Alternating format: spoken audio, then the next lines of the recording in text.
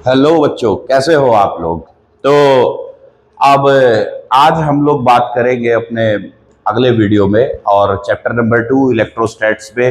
और इस चैप्टर में हम लोग बात करेंगे electric potential energy, electric potential और electric potential due to point charge. ठीक है, इसके बारे में हम लोग बात करेंगे और ये हमारा एक बहुत ही इम्पोर्टेंट टॉपिक है, बहुत ही इम्पोर्टेंट है ये। तो अब हम लोग पिछले चैप्टर का थोड़ा सा अगर हम रिकॉल करें तो उसमें क्या होगा, तो उसमें होता है बेटा इलेक्ट्रिक चार्ज। और एक इलेक्ट्रिक चार्ज क्या करता है, एक electric charge electric field create करता है। ये हमें बहुत अच्छे से पता है। इलेक्ट्रिक फील्ड में क्या होता है कि इलेक्ट्रिक फील्ड में होता है कि अगर कोई दूसरा चार्ज उस फील्ड में एंटर करता है तो वहां पर फोर्स फील होती है। फोर्स किस नेचर की होती है, फोर्स होती है या तो अट्रैक्शन की और या फिर रिपल्शन की, दो नेचर की मिलेगी, दो में से कोई एक होगा। फिर अब उसके बाद हम लोग आगे अगर उसको स्टडी करना चाहें तो हमारे को क्या मिलता है कि वो जो इलेक्ट्रिक फील्ड है और वो जो फोर्स है उनका आपस में एक रिलेशनशिप होता है। और उसका जो रिलेशनशिप का जो फॉर्मूला है वो हम लोगों ने लिखा है और समझा है, F is equal to Q. ये हमारा रिलेशनशिप का फॉर्मूला होता है। ठीक है, तो इस तरीके से हमने देखा कि फोर्स और इलेक्ट्रिक फील्ड में रिलेशनशिप है। अब हम लोग आगे बढ़ते हैं और फर्दर डेवलपमेंट करते हैं अपने इसी टॉपिक में और इसी पार्ट में। अब हम देखेंगे कि किस तरीके से ये जो हमारा पोटेंशियल का कॉन्सेप्ट है ये डेवलप होगा। ठीक है, तो चलो बात करते हैं। तो देखो, सबसे पहले तो क्या होगा कि मान लीजिए कि हमने एक चार्ज यहां पर क्यू रखा। अब बेटा ये चार्ज अगर क्यू है तो ये वाला चार्ज अपने आसपास मान लीजिए यहां तक इस रीजन में इलेक्ट्रिक फील्ड क्रिएट कर रहा है। और अब हम कोई दूसरा एक चार्ज, टेस्ट चार्ज मान लेते हैं, क्यू नॉट, वो यहां पर रखा है। अब अगर आप देखोगे तो ये Q और ये Q नॉट, इन दोनों में कोई भी इंटरेक्शन नहीं है, किसी भी तरीके का इंटरेक्शन नहीं है। इंटरेक्शन का मतलब ये है कि इनके बीच में कोई फोर्स एग्जिस्ट नहीं करती। ये चार्ज स्टैटिकली यहां रखा है और ये यहां रखा है। आप इनको छोड़ दो तो ये सारे जो है हर समय आपको यही मिलेंगे, इनमें कोई भी चेंज आपको नहीं मिलेगा। अब अगर मुझे इस चार्ज को उठा करके इधर लेके आना है यहां पर, ठीक है, तो मुझे एक्सटर्नल फोर्स लगानी पड़ेगी। ठीक है, एक्सटर्नल फोर्स लगाया और हम इस चार्ज को अब स्टेप नंबर 2 में, यहां तक इलेक्ट्रिक फील्ड थी इस चार्ज की, और जैसे ही हम इस चार्ज को इस पॉइंट पर लेके आए क्यू नॉट, यहां पर फोर्स फील होना स्टार्ट हो गया। जैसे ही ये फोर्स फील होना स्टार्ट होता है तो अब हम लोग क्या करते हैं कि इस चार्ज को, क्यू नॉट को, और नजदीक लेके आते हैं एक्सटर्नल फोर्स की हेल्प से, क्योंकि अपने आप ये नहीं आएगा, हमें एक्सटर्नल फोर्स लगानी पड़ेगी। जैसे जैसे हम इसको यहां पर लाते हैं तो हम देखते हैं कि जितना ये इसके नजदीक आएगा उतनी ही ज्यादा रिपल्सिव फोर्स हमारे को और स्ट्रॉन्ग होती हुई मिलती है। वो जो रिपल्सिव फोर्स यहां पर बहुत स्ट्रॉन्ग हमारे को देखने को मिल रही है, उसके अगेंस्ट हमें, उसके खिलाफ में, क्योंकि इलेक्ट्रिक रिपल्सिव फोर्स हो रही है, बिल्कुल ठीक बात है सर। अगर हमें उस चार्ज को और उसके नजदीक लाना है, ये हमारा क्यू है, यहां क्यू नॉट है, अगर हमें इसके लिए और नजदीक लाना है तो बाहर से हमें इसको और ज्यादा धकाना पड़ेगा, और ज्यादा पुश करना पड़ेगा, और ज्यादा फोर्स लगानी पड़ेगी। एक किस्म से दोनों के बीच में एक फाइट डेवलप हो गई कि यार ये चाह रहा है कि मैं इसके नजदीक आऊं और ये वाला चार्ज क्यू, कैपिटल क्यू, बड़े वाला चार्ज चाह रहा है कि मेरे नजदीक ना आए, रिपल्शन हो रहा है।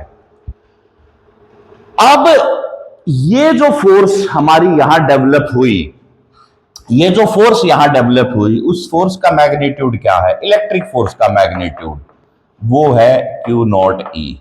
ये हमारा फोर्स का मैग्नीट्यूड, क्योंकि फोर्स इलेक्ट्रिक है तो इसके ऊपर मैंने वेक्टर भी लगा लिया भैया, ये हमारा वेक्टर बन गया। ठीक है, F E is equal to q naught E हो गया। ओके, यहां तक हमारे को बात अच्छे से समझ आ गई। लेकिन हम तो इसको किससे लेके आए थे, इस चार्ज को यहां पर हमने इस डायरेक्शन में क्या लगाया था, एक्सटर्नल फोर्स लगाई थी। उसकी डायरेक्शन किधर थी, इस तरफ थी, और जो इलेक्ट्रिक फोर्स है उसकी डायरेक्शन किधर है, इधर है। दोनों एक दूसरे के अपोजिट डेवलप हो गए। अब अगर यहां पर आप देखोगे तो जितनी ज्यादा इलेक्ट्रिक फोर्स इसको रिपल्सिव करेगी, इस चार्ज को क्यू नोट को यहां रखने के लिए आपको उतनी ही ज्यादा सेम अमाउंट की मैग्नीट्यूड में इलेक्ट्रिक फोर्स यहां लगानी पड़ेगी भैया, ओ एक्सटर्नल फोर्स यहां लगानी पड़ेगी, बिल्कुल। तो इसका मतलब यह हो गया कि जो इलेक्ट्रिक फोर्स का मैग्नीट्यूड है और जो एक्सटर्नल फोर्स का मैग्नीट्यूड है वो सेम है, बट डायरेक्शन अपोजिट है। क्योंकि डायरेक्शन अपोजिट है तो इसलिए हमने उसके ऊपर नेगेटिव साइन दे दिया। नेगेटिव साइन का मतलब क्या हो रहा है कि ये दोनों एक दूसरे के उल्टी दिशा में जा रहे हैं, 180 डिग्री का एंगल इनमें डेवलप हो रहा है। तो ये तो थी इलेक्ट्रिक फोर्स जो रिपल्शन की वजह से आई। ये थी एक्सटर्नल फोर्स जो रिपल्सिव फोर्स के अपोजिट में है, इस डायरेक्शन में जा रहा है, ठीक है। अब हमारे को यहां पर ये दो फोर्सेस बात समझ में आ गई, ठीक है, ओके। अब हम लोग थोड़ा सा एक और डिस्कशन में आपके साथ चाहूंगा, बड़े ध्यान से सुनना बेटा इस बात को, बहुत इंटरेस्टिंग है कि वो क्या फैक्टर है उसमें अगर आप समझो बात को तरीके से। तो हमने क्लास 11th में एक टॉपिक पढ़ा था, वर्क एनर्जी पावर चैप्टर पढ़ा था, और उससे पहले पढ़े थे laws of motion. Laws of motion में तो हमने फोर्स पढ़ी थी।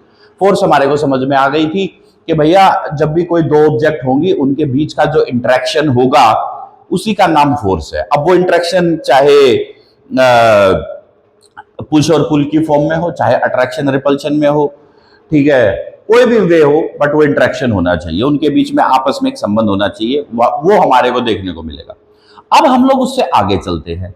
जैसे ही हम लोग उसके आगे चले तो हमारे को एक बात समझ में आ गई कि अगर कहीं फोर्स लग रही है और उस फोर्स की वजह से किसी भी ऑब्जेक्ट में, किसी भी बॉडी में अगर डिस्प्लेसमेंट हो रही है तो उसका नाम हमने रख दिया वर्क। यानी कि भैया यहां कुछ वर्क हुआ है, कुछ कार्य हुआ है। उसी चैप्टर में हमने एक और बात पढ़ी थी कि एनर्जी। तो हमने देखा था कि यार एनर्जी जो होता है ना, वो ये किसी भी बॉडी की कैपेबिलिटी होती है कि वो कितना वर्क कर सकती है। ये हमारे को एनर्जी का कॉन्सेप्ट पता है। यानी कि अगर मैं एनर्जी को डिफाइन करूं, so it is simply the capability of a body to do work, ठीक है। ये मैं एक आसान भाषा में रख रहा हूं, इस चीजों को मैं कॉम्प्लेक्स नहीं कर रहा। फिर उसके बाद में मैंने बात करी पावर की। अच्छा, पावर को भी हम लोग यहां एलिमिनेट कर देते हैं। एनर्जी में ही हम लोग जो है दो बातें करते हैं, एक काइनेटिक एनर्जी की और एक पोटेंशियल एनर्जी की। काइनेटिक एनर्जी क्या होती है? देखो, काइनेटिक एनर्जी आप लोगों ने जो पढ़ा है वो ये होता है कि energy possessed an object due to the motion, ठीक है, ओके।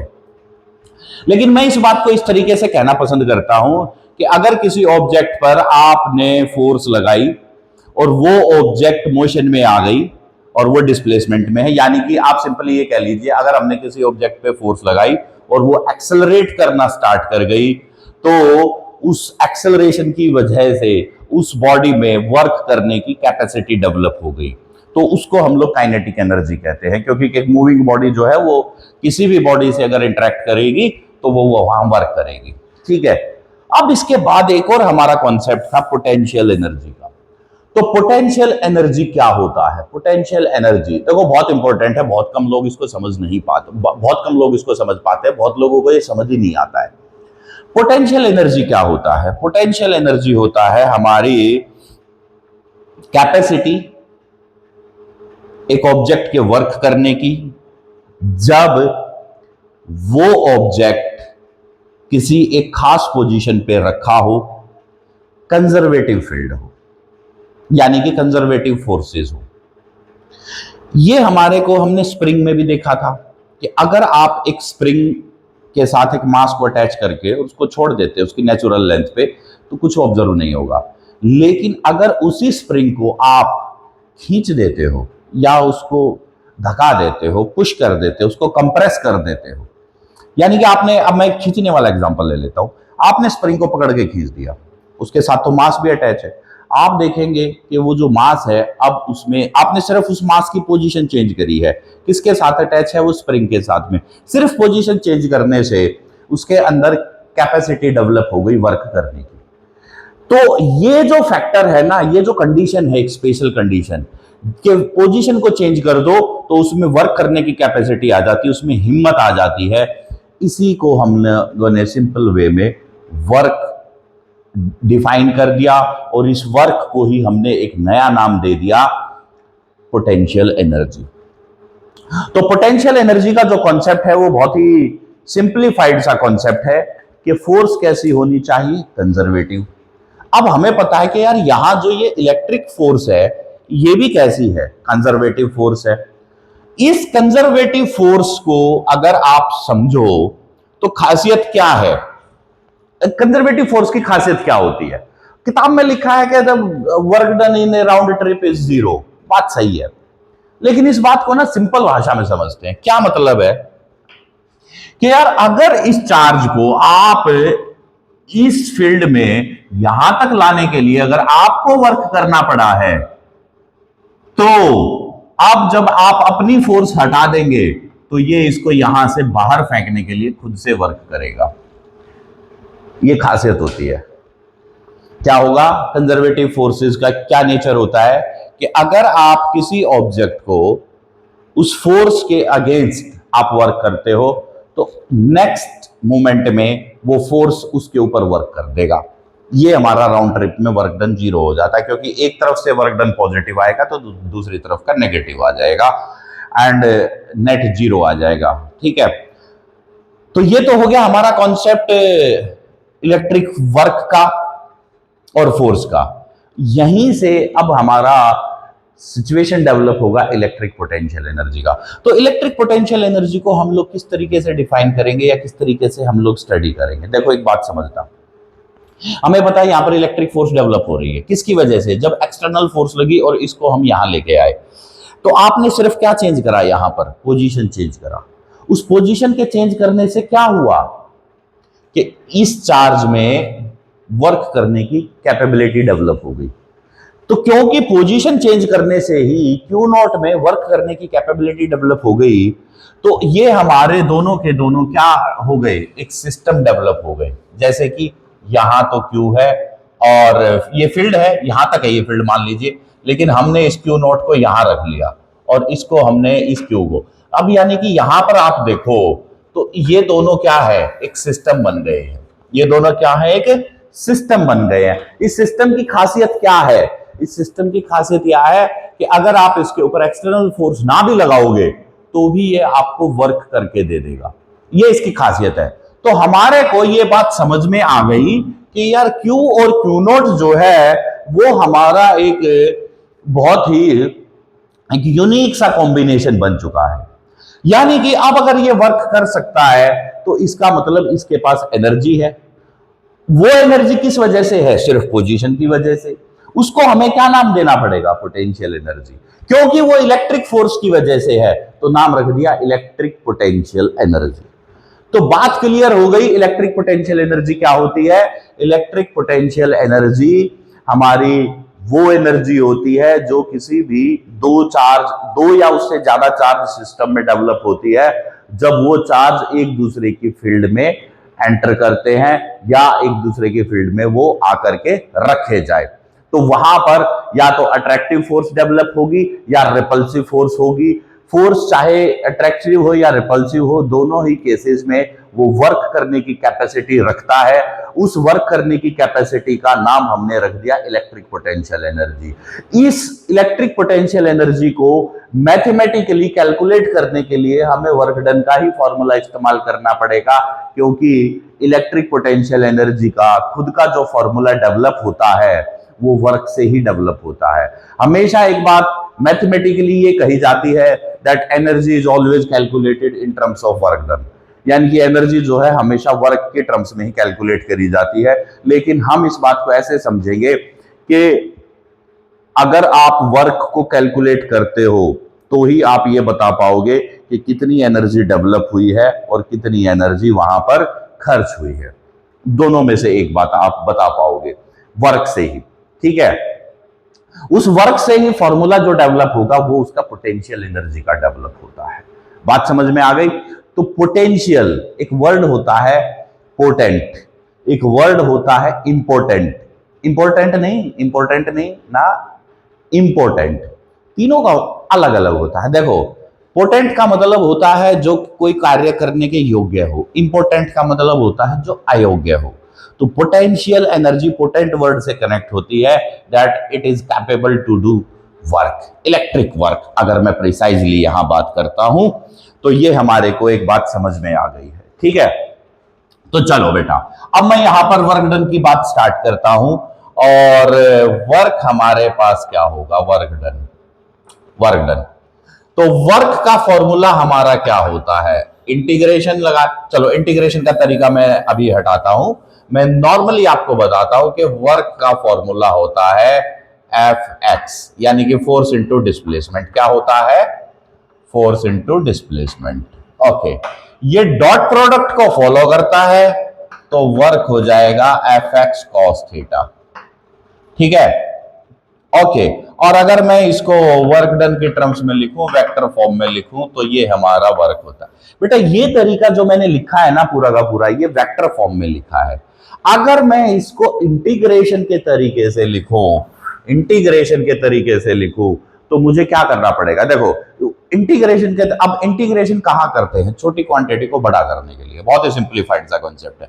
यानी कि वहां पर अगर मैं जो ये डिस्प्लेसमेंट जो मैं यहां पर पूरी एक्स ले रहा हूं, वहां आपको क्या लेनी पड़ेगी? dx वैल्यू से लेनी पड़ेगी। क्यों? क्योंकि आप ये शो करोगे कि यहां पर पहले हमने थोड़ी सी डिस्प्लेसमेंट करी और इतनी फोर्स लगाई, तो अगर हमें पूरा एक पॉइंट से दूसरे पॉइंट जाना है, तो पहले पॉइंट को आप इनिशियल पॉइंट दोगे, उस इनिशियल पॉइंट को आप रख दोगे लोअर लिमिट, जहां आप पहुंचे उसका नाम रख दोगे फाइनल पॉइंट, उस फाइनल पॉइंट को नाम दोगे क्या? Upper limit. तो अब इंटीग्रेशन के टर्म्स में इसको लिखते हैं integration F external dot dx। ठीक है, ये हो जाएगा। तो ये हमारे पास आ जाएगा। ये जो हमारा जो वर्क डन है, ये वर्क डन होगा एक्सटर्नल फोर्स के द्वारा। कौन सी एक्सटर्नल फोर्स? जो फोर्स इस चार्ज को उठा करके यहां लेके आई थी, फील्ड के अंदर लेके आई थी, ये उसका वर्क डन आएगा। ठीक है, तो ये हमारे को समझ में आ गया है। अच्छा, अब अगर मैं यहां से देखूं, इलेक्ट्रिक फोर्स जो है वो एक्सटर्नल फोर्स के अपोजिट में है भैया, तो नेगेटिव साइन डाल के इलेक्ट्रिक फोर्स डाल दो, तो minus Q naught E D x integration, ये हो जाएगा भाई। ठीक है, तो अब आप अगर इसमें देखोगे तो बेटा यहां से जो क्यू नॉट है वो तो कांस्टेंट हो गया, बिल्कुल जी। माइनस क्यू नॉट को मैंने बाहर ले लिया, ई डी एक्स हो गया डेवलप। ये जो वर्क डन आपका डेवलप हुआ, ये minus Q naught E dot D x जो हमारा वर्क डन हुआ, अगर क्योंकि ये वेक्टर के फॉर्म में है तो चलो इसके ऊपर वेक्टर साइन डाल देता हूं मैं।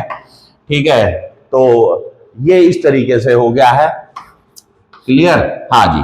तो अब अगर आप इसको देखोगे तो is equal to minus Q naught E D X. अब ये क्या बन गया है? ये वर्क डन का फॉर्मूला बन गया। So this is equal to the work, ये हमारा वर्क डन का फॉर्मूला बन गया। ठीक है ना, वर्क डन का फॉर्मूला बन गया। ओके, इस वर्क डन के फॉर्मूले को ही हम लोग डिफाइन, अब ये जो वर्क डन का फॉर्मूला बन गया ना, इससे हमारा क्या कैलकुलेट हुआ? वर्क कैलकुलेट हुआ। कौन सी फोर्स के द्वारा? इलेक्ट्रिक फोर्स के द्वारा।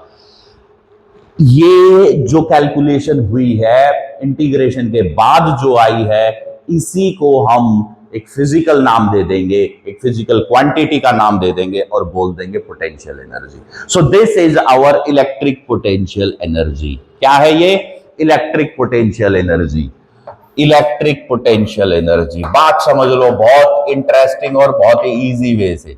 इलेक्ट्रिक पोटेंशियल एनर्जी, इसको यू से लिखते हैं बेटा। किससे लिखते हैं? यू से लिखते हैं। ठीक है, तो इलेक्ट्रिक पोटेंशियल एनर्जी का फॉर्मूला यू है, यानी कि आप इसको जो है अब यू लिख सकते हो। यू, यू रिप्रेजेंट होता है सिंबल हमारा पोटेंशियल एनर्जी का। वर्क डन का फॉर्मूला ये होता है, और ये होता है minus Q naught E dot D x. इस तरीके से जो है हम लोग इस पूरे को एक्सप्लेन कर सकते हैं। ठीक है, तो अब अगर मुझे इलेक्ट्रिक पोटेंशियल एनर्जी को डिफाइन करना पड़े तो इसको हम लोग कैसे डिफाइन करेंगे, ठीक है ना। तो इसको हम लोग ऐसे डिफाइन करेंगे, electric potential energy is defined as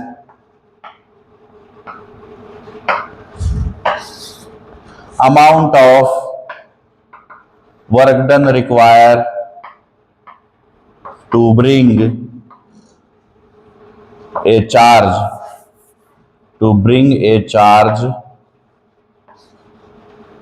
from infinity. Electric potential energy is defined as amount of work done required to bring a charge from infinity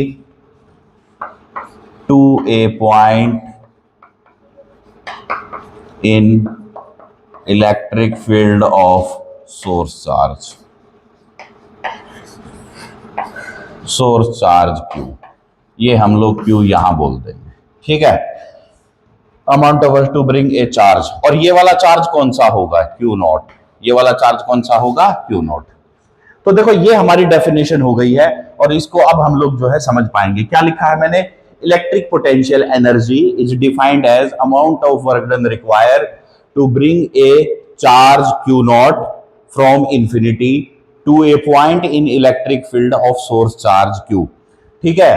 तो अगर हम उसकी इलेक्ट्रिक फील्ड में उसके सोर्स चार्ज पर लेकर आते हैं, तो इसी डेफिनेशन को हम लोग बोल देंगे क्या, कि ये हो गया हमारा इलेक्ट्रिक पोटेंशियल एनर्जी। बहुत इजी और बहुत ही सिंप्लीफाइड हमारा ये एक्सप्लेनेशन है।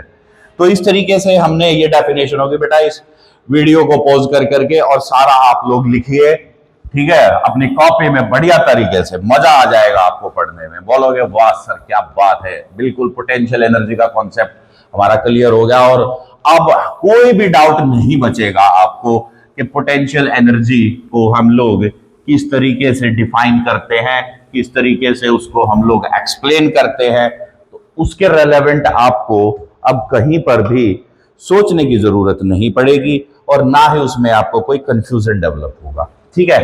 अब इस इलेक्ट्रिक पोटेंशियल एनर्जी को अगर हम फॉर्मूले को देखें, तो ये वाला जो फॉर्मूला है ना, ये हमारा जर्नलाइज्ड फॉर्मूला है, ठीक है। क्या है ये, जर्नलाइज्ड फॉर्मूला। इसको हमें स्पेसिफिक भी बनाना होता है, ठीक है। अब स्पेसिफिक बनाना है तो आप एक बात समझो, अभी तक हमने जितनी भी बात पढ़ी है उसमें पढ़ने में हमारे को क्या बात समझ में आ गई, उसमें हमारे को बात समझ में आ गई कि यहां तो वर्क का कुछ लेना देना है, और वर्क का जब लेना है देना है तो यहां पर क्या हो रहा है, दो चार्ज चाहिए। लेकिन पहले वाला चार्ज जो इलेक्ट्रिक फील्ड क्रिएट कर रहा है वो तो पोजीशन डिपेंडेंट है। क्यों, क्योंकि अगर आप उससे फील्ड के अंदर दूर हो तो आपको कम वर्क करना पड़ेगा, अगर आप उसके नजदीक आओगे तो आपको ज्यादा वर्क करना पड़ेगा। तो दो बातें हो गई, एक तो आपको कम वर्क करना है और एक आपको ज्यादा वर्क करना है, ठीक है। यानी कि इससे हमारे को कंक्लूजन निकला कि हमें वर्क कितना करना पड़ेगा ये इस बात पे डिपेंड करता है कि सोर्स चार्ज का मैग्नीट्यूड कितना है। क्लियर है बात। और सोर्स चार्ज का मैग्नीट्यूड अगर ज्यादा होगा तो उसके द्वारा जो क्रिएट करी गई इलेक्ट्रिक फील्ड है उसका भी मैग्नीट्यूड ज्यादा होगा। अगर उसका मैग्नीट्यूड ज्यादा है तो टेस्ट चार्ज का तो हमारा वैल्यू Q नॉट ही है, टेस्ट चार्ज तो Q नॉट ही है। अगर ये चार्ज Q है, सोर्स है ये चार्ज, और इसको मैंने 2Q कर दिया, तो यार इसको ले जाने के लिए तो मुझे ज्यादा वर्क करना पड़ेगा। अब भले ही ये चार्ज सेम है, अगर मैंने इसको 3Q कर दिया तो इसका मतलब ये हो गया कि भैया कितना मुझे वर्क करना पड़ेगा वो इस बात पे भी डिपेंड करता है कि इसका मैग्नीट्यूड कितना है, इसका मैग्नीट्यूड कितना है, क्योंकि इसका मैग्नीट्यूड ही ये डिफाइन कर पाएगा कि कितनी इलेक्ट्रिक फील्ड क्रिएट हुई, और कितनी इलेक्ट्रिक फील्ड क्रिएट हुई उसके बाद इस बात पर भी डिपेंड करता है कि हम उस फील्ड में कहां पर हैं, कहां पर है। क्योंकि फील्ड हमारी यहां से यहां है, हम यहां हैं इस Q नोट को लेकर के एक्सटर्नल फोर्स की हेल्प से, तो हमें कम वर्क करना पड़ा। और अगर मान लीजिए हमारा 3Q यहां रखा और हम बिल्कुल यहां लेके आए तो हमें बहुत ज्यादा वर्क करना पड़ेगा। इसका मतलब इस फील्ड के अंदर भी बहुत सारे चेंजेस हैं फोर्स के मैग्नीट्यूड के, जैसे जैसे नजदीक जाएंगे वैसे वैसे ज्यादा वर्क करना पड़ेगा, ज्यादा फोर्स लगानी पड़ेगी। नतीजा क्या है कि इस सोर्स चार्ज के लिए भी एक क्वांटिटी डिफाइन होनी चाहिए, जिससे मुझे यह पता लग सके कि भैया इन दोनों का पोटेंशियल एनर्जी किसी एक पॉइंट पर कितना डेवलप होगा। बिल्कुल सही बात है, लॉजिकल बात है यार।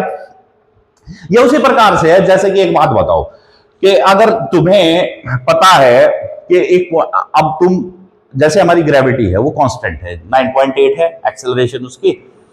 अब आपको पता है कि यार अगर मुझे 10 फीट की ऊंचाई पर, 10 फीट का मतलब 12 फीट लगा लो, 10 और 12 फीट की ऊंचाई पर हमारा एक फर्स्ट फ्लोर तैयार हो जाता है, ठीक है ना। एक फ्लोर, हमारी जो पहली रूफ है या सीलिंग है, वो हम यूजुअली 10 और 12 फीट के बीच में हम लोग रखते हैं।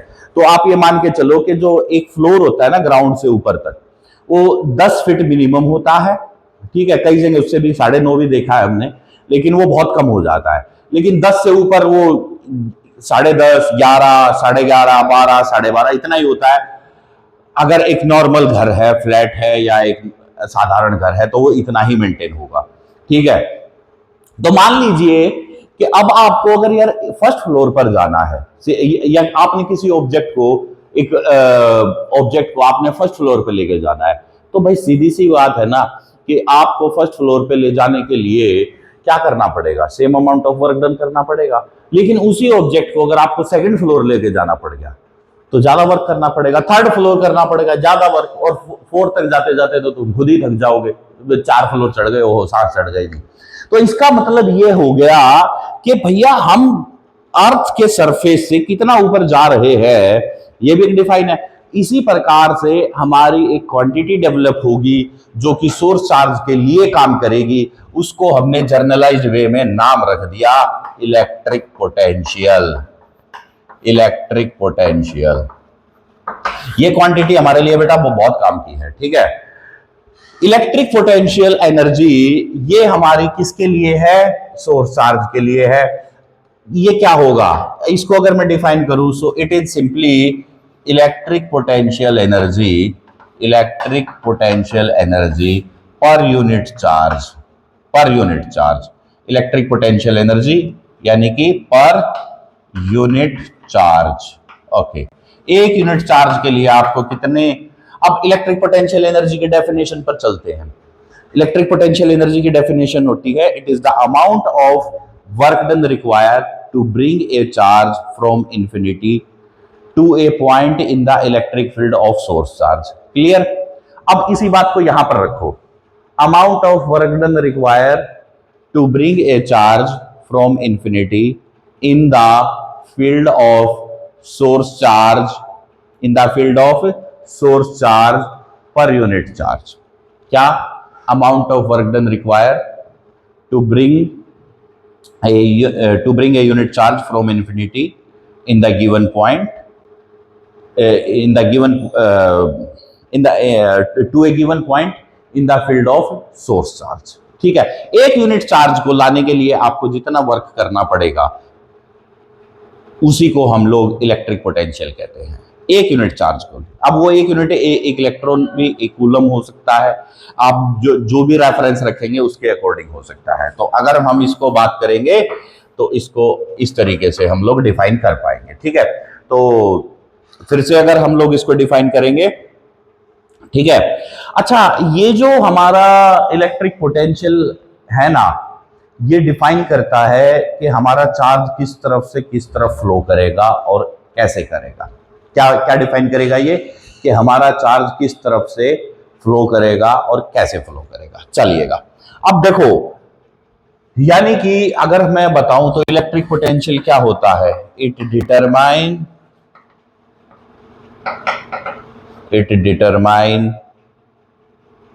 द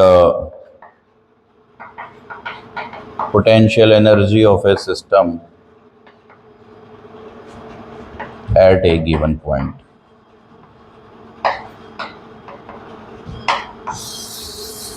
ये आपका ये डिफाइन करता है, it determine the potential energy of A system eight A given point. ये हमारा यहाँ पर हमारे को इसको ये देखने को मिल जाएगा, ठीक है। तो ये तो हमारे को क्लियर हो गया पोटेंशियल एनर्जी का सिस्टम किसी भी गिवन पॉइंट पर, ठीक है। तो अब इसको हम लोग लिखते किससे हैं, इसको लिखते हैं बेटा V से, और ये होता है पोटेंशियल डिवाइडेड बाय चार्ज, ये याद रखना, क्योंकि potential energy per unit charge, potential energy per unit charge gives you electric potential.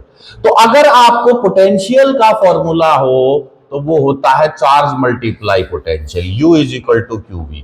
अब आपको ये समझ में आया कि ये क्या कॉन्सेप्ट है, U का वैल्यू। अब देखो ऐसा ही कॉन्सेप्ट हमारा दो क्वांटिटी को चार्ज के साथ अगर आप फील्ड्स के मल्टीप्लाई, देखो ये चार्ज है, इसको फील्ड से मल्टीप्लाई कर दो तो फोर्स आएगी, ये चार्ज है, इस चार्ज को पोटेंशियल से मल्टीप्लाई कर दो तो उस सिस्टम की पोटेंशियल एनर्जी आ जाएगी। ठीक है, अच्छा इसकी यूनिट क्या होती है आपको पता है, पोटेंशियल एनर्जी की यूनिट होती है जूल, जूल। इसकी यूनिट क्या होती है, कूलम, कूलम। ठीक है, तो इसकी यूनिट हो जाएगी volt, volt. So 1 volt is equal to 1 joule per coulomb. देखो आपको जो है इस लेक्चर में कंप्लीटली ये क्लियर हो जाएगा कि पोटेंशियल एनर्जी क्या होता है, इलेक्ट्रिक पोटेंशियल एनर्जी क्या होता है, इलेक्ट्रिक पोटेंशियल क्या होता है और कैसे वो डेवलप होता है। बहुत ही इजी वे में आपको ये दोनों बातें क्लियर हो जाएंगी। ठीक है, तो इस तरीके से हमने देखा कि ये हमारी क्वांटिटी बन गई वर्क डन पर यूनिट चार्ज, और इस तरीके से ये हमारी क्वांटिटी बन गई U is equal to Q into V. 1 volt जो है वो 1 जूल पर कूलम के लिए हमारे को डिफाइन हो जाता है। ठीक है, तो अगर हम लोग अब 1 वोल्ट को डिफाइन करें तो क्या होगा, अगर हम 1 वोल्ट को डिफाइन करें तो ये होगा, if 1 joule of work is required to move a 1 coulomb charge then the potential is 1 volt. ठीक है, then the potential is 1 volt. Point वही रहेंगे इन्फिनिटी से और इलेक्ट्रिक फील्ड में कोई एक पॉइंट याद रखना। जो इलेक्ट्रिक फील्ड जो इलेक्ट्रिक पोटेंशियल एनर्जी होती है इन्फिनिटी पर, अनंत में, इन्फिनिटी का मतलब होता है अनंत, मतलब उसके बाद कुछ भी, वहां उसकी पोटेंशियल एनर्जी हम हमेशा जीरो रेफरेंस काउंट करते हैं, या फिर वहां उसकी पोटेंशियल एनर्जी जीरो होती है, या आप ये मान के चलिए कि वहां हम उसकी पोटेंशियल एनर्जी को जीरो कंसीडर करते हैं, क्योंकि एक पॉइंट तो हमें जीरो का भी रखना पड़ेगा ना भाई। और जब हमारी पोटेंशियल एनर्जी का एक नंबर आएगा, लेट्स सपोज के 2 चार्ज है, अब ये Q और Q था, यहां पर ये था, ये चार्ज है Q और ये है Q नॉट। अब यार एक बात बताओ, ये दोनों जब यहां पर है तो इनके बीच में यहां पर कुछ तो वर्क करना पड़ा होगा ना लाने के लिए। तो अब वो वर्क अगर मान लीजिए हमने 4 जूल करा है तो उसको कैसे लिखते हैं, वर्क डन क्या हो जाएगा, फाइनल माइनस इनिशियल। अब फाइनल वर्क हमने 4 है, इनिशियली तो हमने 0 करा था ना, 4 में से 0 घटाओगे तभी तो 4 रहेगा, तो इनिशियल वैल्यू हमारे को 4 रखनी पड़ेगी ही, इनिशियल वैल्यू सॉरी हमारे को 0 रखनी पड़ेगी ही। तो वो 0 कहां रखेंगे, वो 0 रखेंगे हम इलेक्ट्रिक फील्ड से बाहर। तो फाइनल वैल्यू हमारी 4 कहां मिलेगी, इलेक्ट्रिक फील्ड के अंदर। इलेक्ट्रिक फील्ड किसके द्वारा क्रिएट करी गई, सोर्स चार्ज के द्वारा। वर्क डन किसके ऊपर करा गया, टेस्ट चार्ज के ऊपर। कैसे करा गया, जब उसको हम लोग इन्फिनिटी से इलेक्ट्रिक फील्ड में जो कि सोर्स चार्ज के द्वारा क्रिएट करी गई थी, उस पॉइंट पर जब हम उसको लेके आए तो वो हमारा वर्क डन कहलाया। और वो जो वर्क डन है वो ट्रांसफॉर्म हो गया पोटेंशियल एनर्जी उन दोनों चार्ज के सिस्टम के रूप में। अब हमें ये पता लग गया कि ये दोनों जो चार्जेस हैं ये वर्क कर सकते हैं, तो उसी को हमने इलेक्ट्रिक पोटेंशियल एनर्जी नाम दे दिया। और जब वो quantity per unit work calculate करनी हमने स्टार्ट कर दी, जर्नलाइज्ड वे में हमने उसको डेवलप कर दिया, तो electric potential energy per unit charge gives you the value of electric potential V, और ये होती है U by Q। तो एक यूनिट चार्ज के लिए जब हम लोग इसको डिफाइन करेंगे तो ये हो जाएगा। ठीक है, अब यार एक बात देखो बेटा, अब इसमें हम लोग जो है ना 2 पॉइंट कंसीडर करते हैं, आपको बात समझ में आ जाएगी कि सर हाँ ये 2 पॉइंट का क्या है।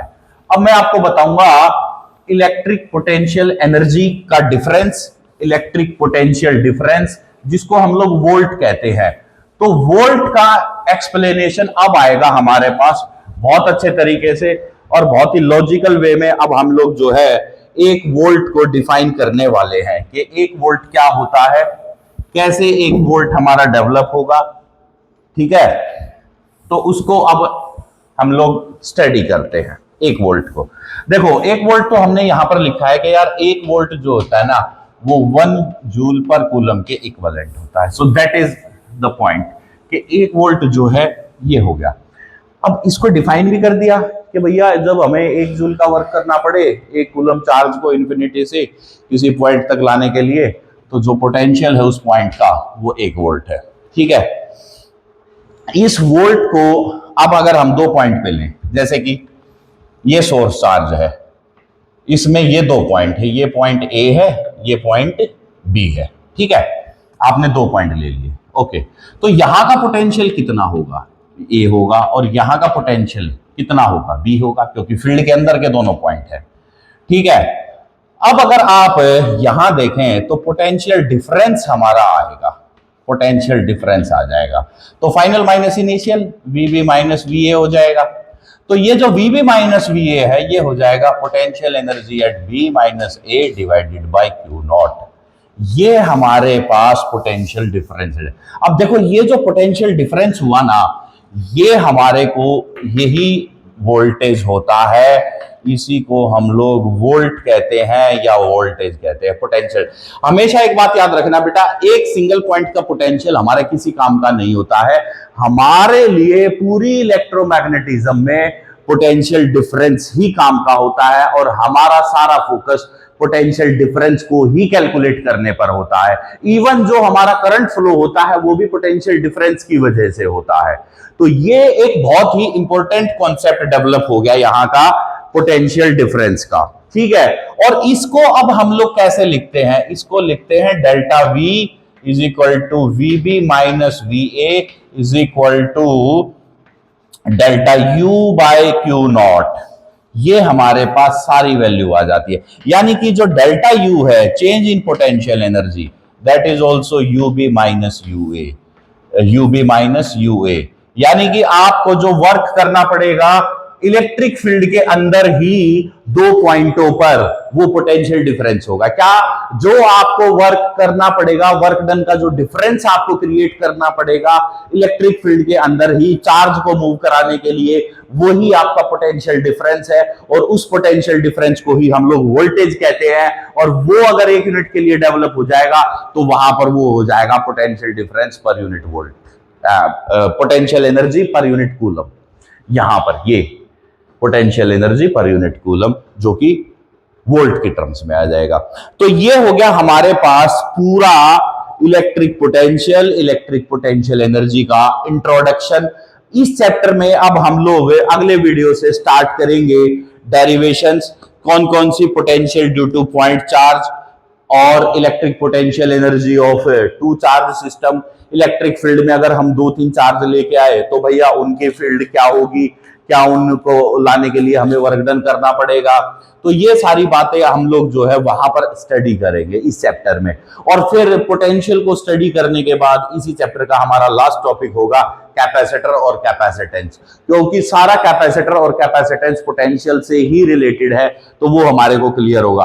तो हमेशा बेटा इस बात को याद रखना कि ये जो अब हमने डिस्कशन करा है ये हमारे लिए बहुत इंपॉर्टेंट है, बहुत ज्यादा जरूरी है। इस वीडियो को अच्छे से देखना, एक बार बात ना हो तो 2 बार इसको प्ले करना, जितनी बातें डेफिनेशंस मैंने लिखी उन सबको साथ में लिखना, और एक एक कॉन्सेप्ट को आप क्लियर कर लेना। यकीन मान लेना आपको इलेक्ट्रिक पोटेंशियल एनर्जी एक वीडियो में सब क्लियर हो जाएगा। मैंने इतना डिटेल्ड वीडियो सिर्फ इसके इंट्रोडक्शन पे इसीलिए बनाया है कि आपको किसी तरीके का कोई भी कंफ्यूजन या डाउट ना रहे। ठीक है, आई होप कि आपको मेरी बात समझ आई होगी। अब आप लोग एंजॉय कीजिए आज का वीडियो में। नेक्स्ट वीडियो में अब हम लोग इसकी डेरिवेशन और कॉन्सेप्चुअल प्रॉब्लम्स लेके आएंगे। और आपको पता है कि हमारे इस वीडियो में सब कुछ जो है हमारे चैनल के ऊपर सारा का सारा जो कंटेंट है वो एनईपी के अकॉर्डिंग चल रहा है, न्यू एजुकेशन पॉलिसी 2020 के अकॉर्डिंग हम लोग सारी बात करते हैं।